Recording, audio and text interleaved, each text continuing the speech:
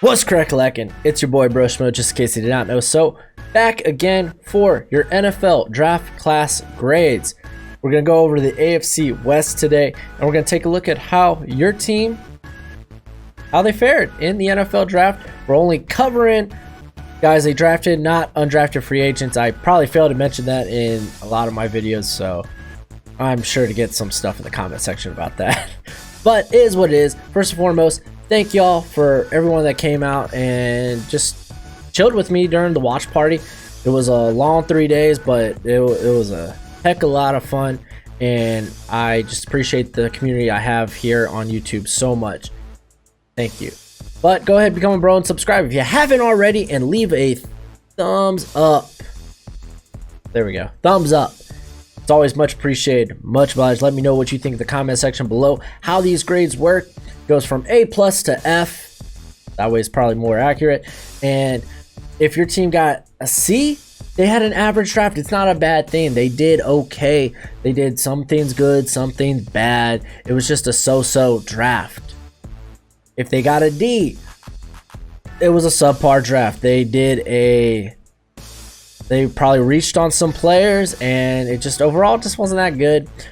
In my mind, it's almost impossible to get an F grade. You'd have to really throw the draft, maybe mortgage the franchise with the type of draft class. No one got an F, thank goodness. There were a few Ds though. B, above average. It could be anywhere from a safe draft to they got some quality players and maybe made some picks here and there, but for the most part, they did a really good job. And then A drafts are guys that you went above and beyond. You got value when value was present, and you just did phenomenal. I only have 9 teams that got A grades, and 3 teams that got A+ grades. So I try to give those out sparingly. For the most part, especially in a deep draft class like this, a lot of teams got B grades. Some got C's because it was average. But let's go ahead, let's dive in. And starting with the Los Angeles Chargers, who got a C+ from me. So they had a average draft. They did okay. The Justin Herbert pick, I liked parts of it. I think it's very good for Herbert. He's coming into a very good situation. Team with a Super Bowl caliber defense and some good playmakers there just available to him. He doesn't necessarily need to be rushed into the starting role, but you can definitely implant him, and I think he'll do fine. And you know what, if the Chargers thought this was their guy, then good, go get your guy, and they did. What I didn't like was them trading a 2nd and a 3rd round pick for Kenneth Murray. I like Kenneth Murray as a prospect, but trading away both your day 2 picks to go up and get him, I really didn't like at all. So day 2, they had no picks. Going into day 3, Joshua Kelly, a guy I had a 7th round grade on, a guy that he's not dynamic enough to affect the passing game, but I mean, he does provide something different from what they have in Austin Eckler. He's a more physical back. I just think they really reached for him. Joe Reed, another guy that they maybe reached a little bit for, but I don't mind because he immediately can be a contributor on special teams. He's got decent size. I think he's 6 foot, almost 220, maybe a little past 220. He's got phenomenal speed, so I like the ability of him being at least capable of affecting special teams. Loie Gilman, he's a box safety, so it is what it is. Decent value. KJ Hill, though, may have been the steal. This is could be their gem of the draft. A guy that I had a 3rd round grade on. He slips, he falls. Maybe maybe he falls because of the speed. Teams were concerned about that, but the guy's a phenomenal route runner. He is very quick, and if anything, he's going to be a phenomenal slot receiver for the Chargers. So there was some stuff I liked, some things I didn't. It was an average draft. I think the Chargers did okay. On to our next team here. We're going to go with the Las Vegas. Yeah, that's right. Las Vegas Raiders. I gave them a C+.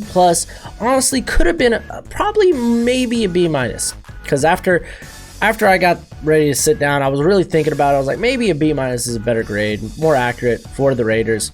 But I made the overlay. So it's too late.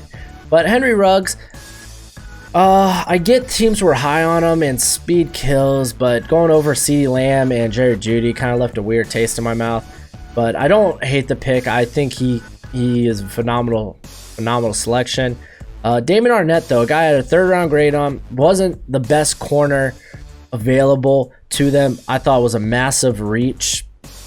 Very, very surprising. But on day 2, the Lynn Bowden pick, what I thought was a banger. I loved it. But then they chose to dip again with Byron Edwards. That one, I kind of a head scratcher. Still, he's a very quality receiver. Maybe he's a better fit for a Derek Carr. But I mean, I get it. They're addressing the wide receiver position, trying to get playmakers there. So I don't dislike it. You know, take shot. I get the whole concept of taking shots in the draft until you hit it. But I feel like they could have maybe took another shot at corner at this point in the draft. Then they went ahead, they got Tanner Muse, which I like a lot. A guy that's probably going to end up being a linebacker. He's got really good downhill speed. Don't think he offers much in coverage, but they got Corey Littleton for that. And then John Simpson, I thought was an okay pick. I thought it was average. I had a 5th round grade on him, so they got him a little early. I thought they were guys that maybe better fit their blocking scheme, but like a Logan Stenberg, who I was very, very high on for the Raiders, but I don't hate the pick.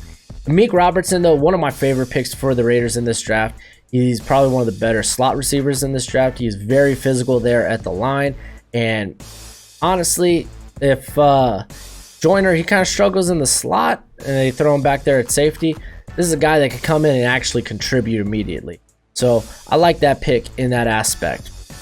And then on to the next, we're talking about the Denver Broncos, and they are one of the teams that I gave an A to. I really liked their draft a lot. I liked the whole mindset of, okay, Drew Lock's our quarterback. Let's find out if he really is our quarterback for the future. Is he our franchise? Let's give him any and every weapon possible. Jerry Jeudy, phenomenal still. Didn't have to trade up for him. I love that. A+. KJ Hamler, you go in, you get one of the better slot receivers in this draft. The guy's a playmaker with the ball in his hands, whether it's downfield or off the screen. I like that one a lot as well.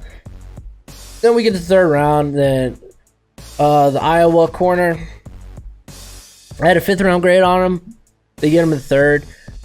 They really needed to address corner regardless, so I don't mind it too much. He is a quality player. I just don't think he has much upside. Lloyd Cushenberry, I thought was a pretty good pick because I'm one of those firm believers that our boy Graham Glasgow should be their guard. Don't put him at center. Graded better at guard last year. So I was very happy about that. Lloyd Cushenberry is very physical, so they get that. McTelvin, again, I think is very good value for that defensive line. They signed a couple of one-year deals, so getting some guys that could eventually replace who they have there right now, I thought was good. Albert Okwuegbunam in the 4th, maybe a little reach for me, but I like the fact they're adding weapons. This is a guy that could be a vertical threat, and guess what? He used to play with Drew Lock. His best seasons were with Drew Lock, so I really, really like that. Even if you have to reach around ahead to get him, I like it. And then they went ahead, they got the Wake Forest linebacker, which I think that's a solid pick. I think he could immediately contribute, be in the lineup. So good depth guy at the very least. Natay Moody, absolute steal in the 6th round. This is a guy that honestly, I don't know what they're going to do with their offensive line. He can be a starter from day one. He fell because back-to-back season-ending injuries. The guy is a mauler, man. I just loved it. Tyree Cleveland, I had him as an undrafted free agent, but they added more speed, man. Apparently speed really does kill, so they brought in him. And then Tuzuka out of North Dakota State, I thought was a good developmental prospect, a good guy that could come in and immediately be a contribute in passing downs. So he could be a kind of a pass rush specialist on like 3rd downs. So I like it for the most part. I liked a lot of what the Broncos did. I think they went out with a plan and they executed it very, very well. good on the Broncos. Maybe could have added another corner, maybe a little earlier, but that's neither here or there. I really like the draft overall. And then the Kansas City Chiefs, I ended up giving them a B-. And the Clyde Edwards-Helaire pick, I don't think I was harsh on it. I think maybe I could have bumped it to a C-. I love the prospect. I love the situation he's going into. I hate the value. Getting a running back in the first round. I feel like there were more pressing needs for the Chiefs, and they just took a luxury pick. So, I mean, really, if this was the guy they really wanted, they could have traded down a few spots, got some more draft picks, but it's neither here or there. For the most part, it's a great prospect that they added. I love Willie Gay Jr.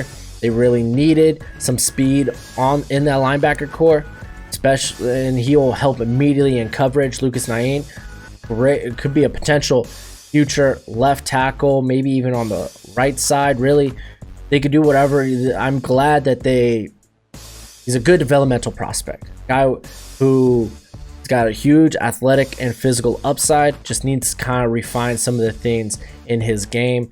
L'Jarius Sneed is a guy I love. He's probably going to end up moving to corner, I'm assuming, and he is very good athletically. He could be a very good press man corner for the future. Mike Danna was kind of a pick I expected actually in my mock draft.